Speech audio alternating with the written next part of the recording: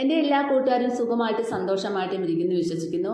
നമ്മുടെ nursery bud rose പൂവിട്ട് നല്ലപോലെ ഹെൽത്തി ആയിട്ടും അതുപോലെ തന്നെ പുതിയ തളിർപ്പുകളും മുരടിപ്പില്ലാതെയൊക്കെ പൂവിടണമെന്നുണ്ടെങ്കിൽ നമ്മൾ ഒരുപാട് കാര്യങ്ങൾ അതിൻ്റെ പുറകെ നിന്ന് ചെയ്തു കൊടുത്താൽ മാത്രമേ ആ ഒരു ചെടി ഹെൽത്തി ആയിട്ട് വരത്തുള്ളൂ കേട്ടോ. അപ്പോൾ ഇന്ന് നമുക്ക് എന്താ പറയുക, നമ്മുടെ നിങ്ങൾക്ക് ഈ റോസയൊക്കെ ആദ്യമൊക്കെ പൂവിട്ട് കഴിഞ്ഞ് പിന്നത്തെ പ്രാവശ്യം ഇതുപോലെ കുരുട്ട് പിടിച്ച് ചെറിയ ചെറിയ പൂക്കൾ ഉണ്ടാവാറുണ്ടോ? അതുപോലെ ചെറിയ കുഞ്ഞു മൊട്ടുകൾ ഉണ്ടായിട്ട് കുഞ്ഞു കുഞ്ഞു പൂക്കളാണ്. നല്ല വലിയ പൂക്കൾ ഉണ്ടാകുന്ന റോസയായിരിക്കും, പക്ഷേ കുഞ്ഞു കുഞ്ഞു പൂക്കളായിരിക്കും ഉണ്ടാകുന്നത്. അപ്പോൾ അങ്ങനത്തെ ഒരു പ്രശ്നം നമ്മൾ എന്ത് ചെയ്യണം? ഒരു വർഷമായ റോസ, അതായത് ഏകദേശം ഒരു വർഷമൊക്കെ ആയിരുന്ന റോസ ഒന്ന് റീപോർട്ട് ചെയ്യേണ്ടത് അത്യാവശ്യമാണ്.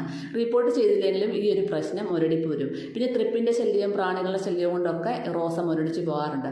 അപ്പോൾ എൻ്റെ ഒരു റോസ ഒരു വർഷമായ റോസയാണ്. അപ്പോൾ അത് ഞാൻ എങ്ങനെയാണ് റീപോർട്ട് ചെയ്യുന്നത് കാണിക്കാം. അത് അങ്ങനെ തന്നെ നിർത്തി കഴിഞ്ഞാൽ ആ റോസ പിന്നെ പൂക്കൾ ഇങ്ങനെ ചെറിയ ഇതുണ്ട്, ഇതുപോലെ ചെറിയ ചെറിയ പൂക്കളായിരിക്കും വീഴുന്നത്. എന്നിട്ട് ഇതുപോലെ ആ റോസ കമ്പുകളൊക്കെ കറുത്ത് നശിച്ചു പോകുന്നതായിരിക്കും. അതുപോലെ തന്നെ കണ്ടോ, വെറുതെ കമ്പയിൽ തന്നെ ഇതുപോലെ ഒറ്റപ്പൂക്കം ഉണ്ടാകും. നിങ്ങൾക്ക് ഇങ്ങനെ ഉണ്ടായിട്ടുണ്ടോ? അപ്പോൾ ഇത് ഒരു റോസ പോകുന്നതിൻ്റെ ലക്ഷണമാണിത്. ഇലയില്ലാതെ അറ്റത്ത് മാത്രം പൂ ഇങ്ങനെ കുഞ്ഞൊരു പൂ ഉണ്ടാകും. ഇത് വലിയ പൂക്കൾ ഉണ്ടാകുന്ന റോസയായിരുന്നു.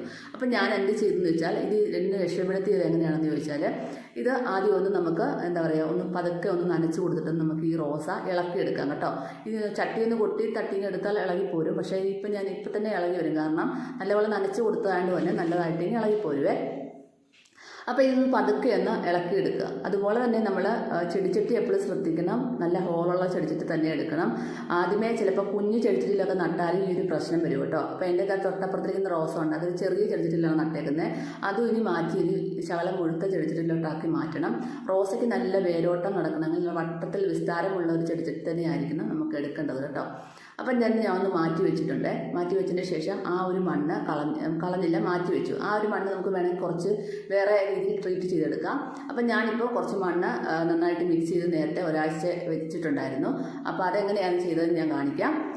ഇത് മണ്ണും മണലും കുറച്ച് ഒരു കൈപിടി ചകിരിച്ചോറും, മണൽ കുറവായതുകൊണ്ട് തന്നെ ഒരു കൈപിടി ചകിരിച്ചോറ് ചേർത്ത് ഒന്ന് മിക്സ് ചെയ്ത് എന്നിട്ട് അതിനകത്തേക്ക് എല്ലുപൊടിയും ചാണകപ്പൊടിയും വേപ്പിൻ പിണ്ണാക്കും കുമ്മായവും എല്ലാം കൂടെ കൂട്ടി മിക്സ് ചെയ്തെടുത്തു. പിന്നെ ഒരു 2 ടീസ്പൂൺ സാഫും കൂടെ ചേർത്ത് കൊടുത്തിട്ടുണ്ട്. ഈ സാഫും കുമ്മായമൊക്കെ കുമ്മായം ചേർക്കുന്നതെന്ന് വെച്ചാൽ നമ്മുടെ മണ്ണ് നല്ലൊരു അമ്ല ഗുണമുള്ള മണ്ണ്, അതായത് pH ലെവലൊക്കെ നിയന്ത്രിച്ച് നല്ല പുളിരസമുള്ള ഒരു മണ്ണ്, അത് നമ്മുടെ റോസയ്ക്ക് അതാണ് ആവശ്യം. നല്ല ട്രീറ്റ് ചെയ്ത മണ്ണായിട്ട് മാറ്റും. pH ലെവലൊക്കെ നിയന്ത്രിച്ച നല്ല രീതിയിലുള്ളൊരു മണ്ണാണ് നമുക്ക് കിട്ടുന്നത്. അതുപോലെ തന്നെ സാഫ് ചേർക്കുന്നത് ഈ നമ്മുടെ ചെടികളിലുണ്ടാകുന്ന കറുപ്പ് നിറവും കറുത്ത പോലൊക്കെ ഉണ്ടാകുന്ന കമ്പുകളൊക്കെ കറുത്ത് പോകുന്നതും ചീക്കൽ രോഗങ്ങളും ഒക്കെ മാറിക്കിട്ടാനായിട്ട്, വേര് ചീഞ്ഞു പോവുക, ഇങ്ങനത്തെ പ്രശ്നങ്ങളൊക്കെ മാറിക്കിട്ടാനായിട്ട് ഈ ഒരു സാഫ് നല്ലതാണ്. അപ്പോൾ ഇതെല്ലാം കൂടെ നമ്മൾ മിക്സ് ചെയ്ത് ഒരാഴ്ചത്തിൽ വെച്ചേക്കണം. അതിനുശേഷം മാത്രമേ പോട്ടിംഗ് മിക്സ് നമ്മൾ എടുക്കാവുള്ളൂ കേട്ടോ. അപ്പോൾ അതിനുശേഷമാണ് ഞാൻ പോട്ടിംഗ് മിക്സ് എടുക്കുന്നത്. പിന്നെ നമുക്ക് അതിനടിയിലോട്ട് എന്താ പറയുക, ഓടിൻ്റെ കഷ്ണമോ ഇഷ്ടിക പീസോ ഇട്ട് കൊടുക്കുക. അതിനുശേഷം പോട്ടി മിക്സ് അരയിടം വരെ ഇട്ട് കൊടുക്കുക. എന്നിട്ട് നമുക്ക് ഇപ്പം നമ്മൾ എടുത്ത റോസിൽ നമ്മൾ ആദ്യമേ നേഴ്സറിയിൽ നിന്ന് കൊണ്ടുവന്നിട്ട് റീപോർട്ട് ചെയ്തതിന് ശേഷം ഒരു വർഷമായ റോസയാണ്. അപ്പോൾ ഈ പൂക്കൾ ഇങ്ങനെ ഉണ്ടാകുന്നതുകൊണ്ട് തന്നെയാണ് ഞാൻ റീപോർട്ട് ചെയ്യാമെന്ന് വെച്ചത്. എന്നിട്ട് നമുക്ക് അതിനടിയിലെ കുറച്ച് മണ്ണങ്ങ് മാറ്റി കൊടുത്തേക്കാം. അപ്പം ഉറഞ്ഞിരിക്കുന്ന കുറച്ച് മണ്ണുണ്ട്, അതങ്ങ് മാറ്റി കൊടുക്കാം കേട്ടോ. എന്നിട്ട് നമ്മുടെ ആ ഒരു വേരൊക്കെ ഇച്ചിരി തെളിഞ്ഞ് നിൽക്കുന്ന പോലെ കാണാമല്ലോ. അപ്പോൾ അതേ രീതിയിൽ നമ്മളൊന്ന് ഇറക്കി വെച്ച് കൊടുക്കുക.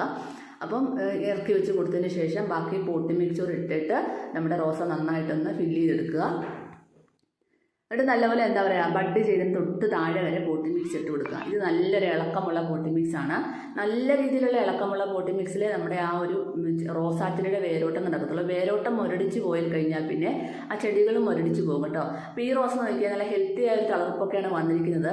പക്ഷേ ആ റോസപ്പൂ ഉണ്ടാകുന്നത് കുരുട്ട് പിടിച്ച റോസപ്പൂവാണ്. അപ്പോൾ എനിക്ക് തോന്നുന്നു ചെടിച്ചട്ടിയുടെ ആ ഒരു വർഷമായാലും റോസ ഇരിക്കുന്നുണ്ട്, അതൊന്ന് മാറ്റി കൊടുക്കണമെന്ന് എനിക്ക് തോന്നി. അതാണ് ഞാൻ ചെയ്ത് കൊടുക്കുന്നത് കേട്ടോ. അപ്പോൾ നമ്മളിതെല്ലാം ചെയ്ത് കൊടുത്തതിന് ശേഷം നമുക്കതിനകത്തെ കുഞ്ഞു പൂക്കളൊക്കെ ഉണ്ടായിരുന്നില്ല, അതെല്ലാം കട്ട് ചെയ്ത് മാറ്റുക. അതുപോലെ തന്നെ അതിനകത്ത് എന്തെങ്കിലും മുരടിച്ച കമ്പോ മുരടിച്ച ഇലകളോ കറുത്ത കമ്പുകളോ ഒക്കെയാണ് കട്ട് ചെയ്ത് കൊടുക്കുക. അപ്പോൾ ഞാൻ ഹെൽത്തി ആയിട്ടുള്ള തളർപ്പുള്ളതുകൊണ്ട് അത് മാത്രം നിർത്തി. എന്നിട്ട് ഞാൻ കുറച്ച് സാഫു തേച്ച് കൊടുത്തു, തണ്ടിലും എല്ലാം തേച്ച് കൊടുത്തു, കുറച്ച് തളിച്ചും കൊടുത്തു കേട്ടോ. ഇങ്ങനെ നമുക്ക് ചെയ്യാം, പ്രശ്നമൊന്നുമില്ല. എന്നിട്ട് ഇതൊരു ലൈറ്റ്, അതായത് സൺഷെയ്ഡ് കിട്ടുന്ന ഭാഗത്തെ ഒരു ഇളം വെയിൽ കിട്ടുന്ന ഭാഗത്തോട്ട് മാറ്റി വെക്കുക കുറച്ച് ദിവസത്തിന്. ഒരാഴ്ച കഴിഞ്ഞിട്ട് നല്ലപോലെ തളിർപ്പൊക്കെ വന്നതിന് ശേഷം മാത്രം നമുക്ക് വെയിലത്തോട്ട് എടുത്ത് വെച്ചാൽ മതി. പിന്നെ നമ്മുടെ റോസയുടെ മുരടിപ്പൊക്കെ പെട്ടെന്ന് മാറാനായിട്ടൊരു സൊല്യൂഷൻ പറഞ്ഞു തരാം. അതായത് കായപ്പൊടി നമ്മുടെ സാമ്പാർ കായമില്ലേ അതാണ്. ഇത് പൗഡറാണ് കേട്ടോ. പിന്നെ കട്ടയായിട്ടാണെങ്കിൽ ഒരു ചെറിയ കുഞ്ഞി പീസ് എടുത്താൽ മതി, വളരെ കുഞ്ഞി പീസ് എടുത്താൽ മതി കേട്ടോ. അപ്പോൾ ഇത് നല്ലതാണ്.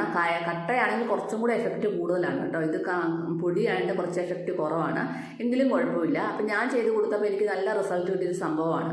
അപ്പോൾ ഇതൊരു ടീസ്പൂൺ എടുത്തിട്ട് നമുക്ക് 1 ലിറ്റർ വെള്ളത്തിൽ നന്നായിട്ട് ഡൈലൂട്ട് ചെയ്യാം. അരിച്ചൊന്നും എടുക്കേണ്ട ആവശ്യമില്ല, കാരണം പെട്ടെന്ന് തന്നെ കായപ്പൊടി വെള്ളത്തിൽ അങ്ങ് ലയിച്ച് തരും. കുറച്ച് നേരം ഒന്ന് വെച്ച് ഒരു 10 മിനിറ്റോളം ഒന്ന് വെച്ച് കഴിഞ്ഞാൽ നല്ലപോലെ അങ്ങ് ലയിച്ച് തരുന്നോളും. അപ്പം നമ്മുടെ ആ സ്പ്രേയറിനകത്തങ്ങ് ഒട്ടിപ്പിടിച്ചിരിക്കുന്നൊന്നുമില്ല, നമുക്ക് പെട്ടെന്ന് സ്പ്രേ ചെയ്യാനും പറ്റും. എന്നിട്ട് ഇതൊന്ന് നന്നായിട്ട് മിക്സ് ചെയ്തതിന് ശേഷം ഒരു സ്പ്രേ ബോട്ടിലിനകത്താക്കി നമ്മുടെ ഏത് ചെടികൾക്കും കൊടുക്കാം. അതുപോലെ തന്നെ നമ്മുടെ പച്ചക്കറി തൈകളല്ലേ, പച്ചമുളക് തൈ, വഴുതന തൈ, തക്കാളി തൈ, ഇതൊക്കെ മുരടിച്ച് ഒക്കെ നിൽക്കുന്ന സമയത്ത് നമുക്കിത് സ്പ്രേ ചെയ്ത് കൊടുത്താൽ നല്ലതാണ്. 1-2 തവണ സ്പ്രേ ചെയ്ത് കൊടുക്കുക കേട്ടോ.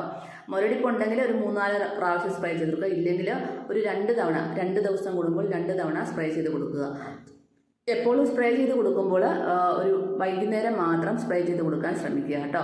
കാരണം വൈകുന്നേരം സ്പ്രേ ചെയ്ത് കൊടുക്കുന്നതാണ് നല്ലത്. അപ്പോൾ ഇത് റോസാച്ചെടിയൊക്കെ സ്പ്രേ ചെയ്ത് കൊടുത്തു കഴിഞ്ഞാൽ ട്രിപ്പിളിൻ്റെ ശല്യവും അതുപോലെ തന്നെ പ്രാണികളുടെ ശല്യവും പണ്ടുകളുടെ ശല്യവും എല്ലാം മാറിക്കിട്ടാൻ വളരെയധികം സഹായിക്കും. ഇങ്ങനത്തുള്ള പ്രശ്നങ്ങൾ കൊണ്ടാണ് നമ്മുടെ ആ ഒരു ചെടിയിൽ മുരടിപ്പ് ഉണ്ടാകുന്നത്. അപ്പോൾ നമ്മൾ ഇടയ്ക്കിടയ്ക്ക് ഇങ്ങനെ ചെയ്ത് കൊടുത്തുകൊണ്ടേയിരിക്കുന്ന ഓരോ കാര്യങ്ങളും, നല്ല വളങ്ങളും അതുപോലെ തന്നെ മുരടിപ്പിനുള്ള കാര്യങ്ങളും ഒക്കെ ചെയ്ത് കൊടുക്കണം. പിന്നെ എക്സോഡസ് നല്ലതാണെന്ന് എല്ലാവർക്കും അറിയാമല്ലോ, എക്സോഡസും നമുക്ക് ചെയ്ത് കൊടുക്കാം. ഇപ്പോൾ എക്സോഡസ് ഒന്നും ഇല്ലയെന്നുണ്ടെങ്കിൽ നമുക്ക് ഈ ഒരു കാര്യവും ഇടയ്ക്കിടയ്ക്കൊന്ന് മാസത്തിൽ 2 പ്രാവശ്യമെങ്കിലും നമ്മൾ ഇതുപോലെ ഒന്ന് ചെടികൾക്ക് സ്പ്രേ ചെയ്ത് കൊടുക്കുന്നത് വളരെ നല്ലതായിരിക്കും. കാരണം പിന്നെ പ്രത്യേകിച്ച് നമ്മുടെ നേഴ്സറി റോസ് പെട്ടെന്നാണ് മുരടിപ്പുണ്ടാകുന്നത്. അപ്പോൾ എല്ലാവരും ഇത് രണ്ടും ട്രൈ ചെയ്ത് നോക്കാൻ മറക്കല്ലേ.